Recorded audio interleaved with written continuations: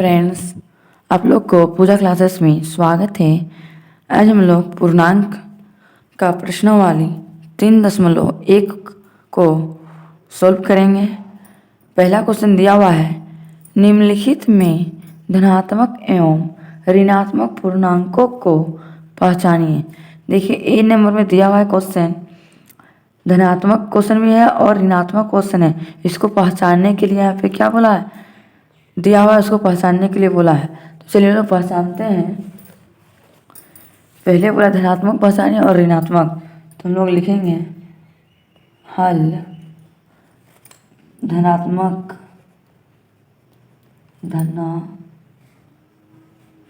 धनात्मक पूर्णांक। धनात्मक पूर्णांक को यहाँ पे लिखने के लिए बोला है और यहाँ पे ऋणात्मक पूर्णांक को, ऋणात्मक पूर्णांक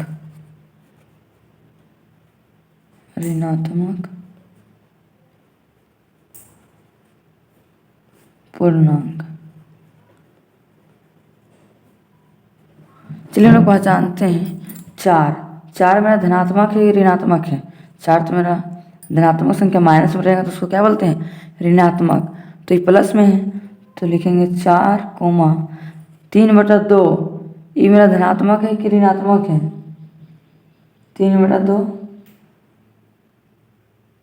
3/2 मेरा धनात्मक भी नहीं है और ऋणात्मक भी नहीं, इसको नहीं दिखाएंगे। +2 मेरा क्या है, धनात्मक कि ऋणात्मक, धनात्मक। तो हम लोग यहाँ पे दिखाएंगे 2, +7/+4। ये मेरा क्या है, धनात्मक कि ऋणात्मक, ये ना ही मेरा धनात्मक है ना ही ऋणात्मक है।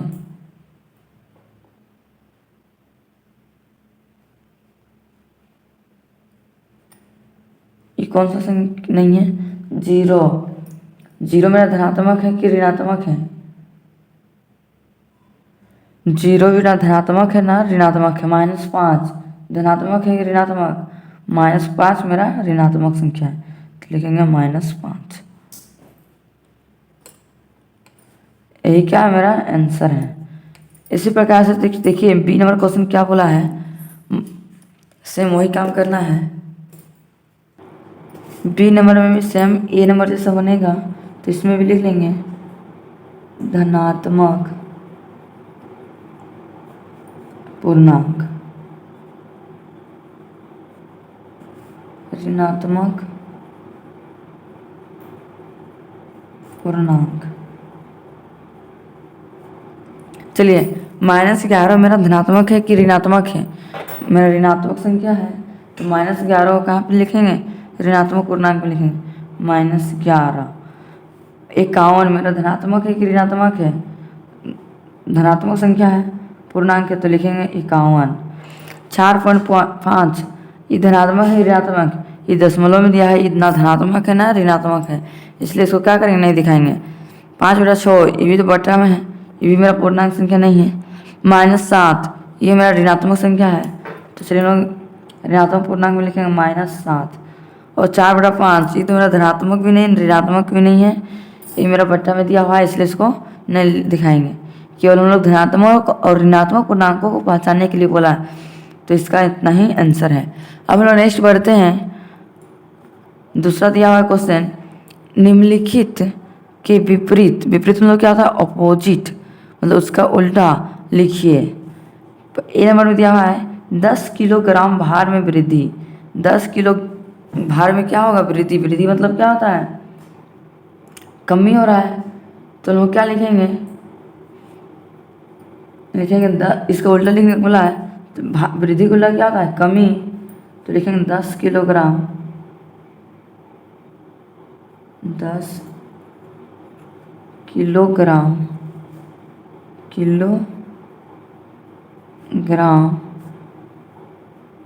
भार में वृद्धि का उल्टा क्या होता है, कमी।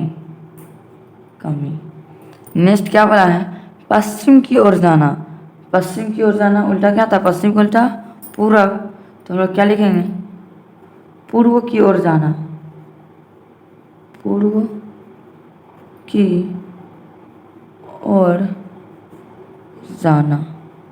नेक्स्ट सी नंबर क्या दिया है, -80, तो इसका उल्टा क्या हो जाएगा, माइनस का उल्टा प्लस, तो लिखेंगे 80, यही उसका हो गया आंसर। नेक्स्ट बोला है समुद्र तल से 100 मीटर ऊपर, ऊपर का उल्टा क्या होता है, नीचे, तो लिखेंगे समुद्र तल से, समुद्र तल से 100 मीटर, 100 मीटर नीचे, यही क्या है इसका आंसर है। नेक्स्ट बोला है ₹500 की हानि, हानि को क्या होता है, लाभ, तो हम लिखेंगे ₹500 की, 500 के लाभ, लाभ, यही क्या है इसका आंसर। अब चलिए नेक्स्ट बढ़ते हैं तीसरा नंबर की ओर। तीसरा नंबर क्वेश्चन दिया हुआ है निम्नलिखित में प्रयुक्त संख्याओं को उचित चिन्ह प्लस या माइनस लगाकर पूर्णांक के रूप में लिखिए। देखिए यहाँ पे प्लस में है, प्लस या माइनस में है, उसको लगाकर पूर्णांक के रूप में क्या बोला है लिखने के लिए। तो ए नंबर में दिया हुआ है एक हवाई जहाज भूमि से 2500 मीटर की ऊंचाई पर उड़ रहा है, ऊंचाई पर उड़ रहा है मतलब प्लस में दिखाएंगे, तो दिखाएंगे लिखेंगे प्लस कितना है 2500 मीटर, तो लिखेंगे 2500 मीटर। अब प्लस और माइनस का साइन दिखाने बोला है तो लोग प्लस का साइन दिखा दिए, इतना मीटर। बी में बोला है एक पनडुब्बी समुद्र, पनडुब्बी पानी नीचे जाता है इसलिए माइनस होगा, तल से 800 मीटर की गहराई में चल रही है। देखिए 800 मीटर गहराई में क्या हो रही है, चल रही है, नीचे चल रही है, तो माइनस हो जाएगा, -800 मीटर। सी नंबर में दिया हुआ है 0 डिग्री सेल्सियस से 10 डिग्री सेल्सियस ऊपर का तापमान, ऊपर मतलब प्लस, तो सिंपल मतलब ऊपर मतलब समझ जाएंगे, प्लस साइन दिखाएंगे, कितना डिग्री सेल्सियस, 10 डिग्री, तो लिखेंगे 10 degree Celsius. Next D number में दिया हुआ है क्वेश्चन बैंक खाते में ₹100 जमा करना। देखिए हम लोग बैंक में 100 रुपया जमा करेंगे तो मेरा प्लस में होगा कि माइनस में होगा, प्लस में होगा, तो चलिए हम लोग यहाँ दिखा देंगे +100। नेक्स्ट दिया हुआ है ई नंबर में 100 रुपया की हानि, 100 रुपया की हानि मतलब लॉस हो रहा है, माइनस हो रहा है, तो लिखेंगे यहाँ पे -100 रुपीज, यही क्या है मेरा आंसर। इसी प्रकार से चलिए नेक्स्ट क्वेश्चन को सोल्व करते हैं। चौथा नंबर में दिया हुआ है निम्नलिखित संख्याओं को संख्या रेखा पर दर्शाइए। ए नंबर +8 -100 ये सब जो भी दिया हुआ है इसको कहाँ दर्शाने के लिए बोल रहा है, संख्या रेखा पे दर्शाने बोल रहा है। तो चलिए हम लोग एक संख्या रेखा खींचते हैं, आप ये एक स्केल की सहायता से खींचिएगा एक संख्या रेखा। चलिए हम लोग संख्या रेखा एक खींच लिए। संख्या रेखा खींचने के बाद यहाँ पे 0 से स्टार्ट करेंगे, 0 1 2 3 4 5 6 7 8, इधर माइनस में होता है -1 -2 -3 -4 -5 -6 -7 -8, बस। अब चलिए इसको दर्शाने के लिए बोला है तो चलिए दर्शाते हैं। हम लोग पहले क्या बोला +8, अब बताइए प्लस किधर है, इधर तो माइनस में है, माइनस में तो नहीं बोला है, +8 बोला है, तो +8 इधर प्लस में होता है, तो +8 है तो यहाँ पे दर्शा दीजिए +8। देखिए +8 मिल गया, इसको गोल कर दीजिए।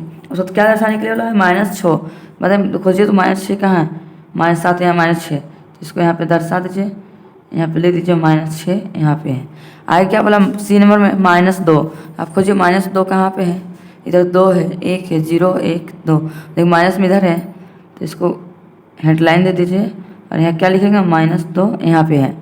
नेक्स्ट कितना बोला है डी नंबर में +7, देखिए +7 कहाँ पे है, यहाँ पे है, तो इसको यहाँ पे दर्शा दीजिए, यहाँ पे लिख दीजिए +7 यहाँ पे है।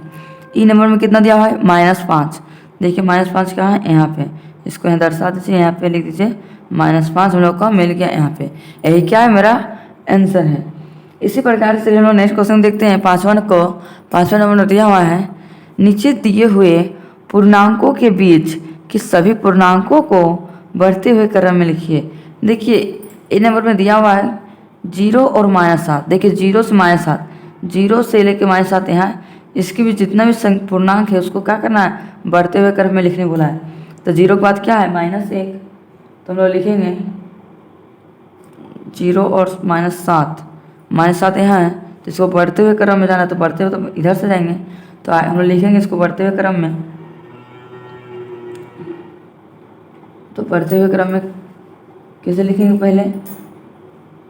पहले लिखेंगे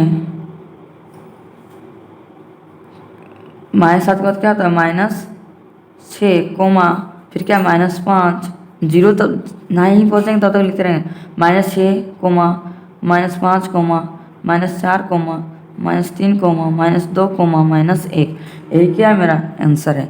इसी प्रकार से हम लोग सॉल्व करते जाएंगे। बी नंबर में दिया हुआ है -3 और 3, देखो -3 कहाँ है यहाँ पे, तो 3 तक हम लोग को जाना है, तो चलिए हम लोग सॉल्व करते हैं। -3 के बाद क्या होगा -2 कोमा -1 कोमा